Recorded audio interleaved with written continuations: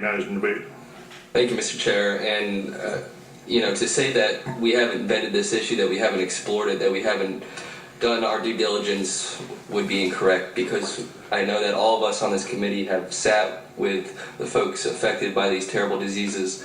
We've talked about policy privately. We've had public hearings in this room. Representative Edwards and I have written articles in the newspaper, which they've published. And we all have great ideas. And this is the first stop of many, I assume. But let's remember what we're doing here today. Representative Eagle put it very succinctly. We have a duty here today. That is a very specific word. We have a duty as lawmakers, as legislators. What's our product? We sit here, we put words on a piece of paper, and they become law, possibly. And a gentleman came up here and testified and said, what we have here today is an opportunity to save a life. Many lives, quite frankly. It's very rare that as lawmakers we have an opportunity with our words, with our authority, to save a life. It's not a perfect bill.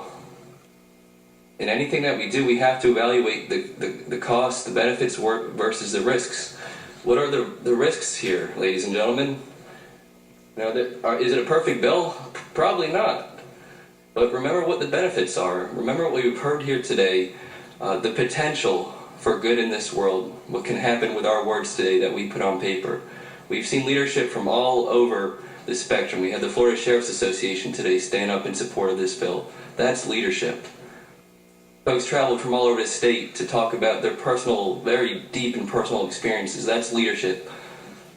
We're now before the time where we're about to vote. It's time for us to step up and honor our duties and be leaders in this area.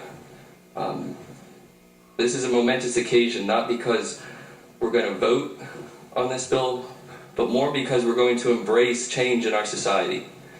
We're going to change that stigma, and we're going to offer an opportunity to children and people in need, and that's what we should be doing as lawmakers.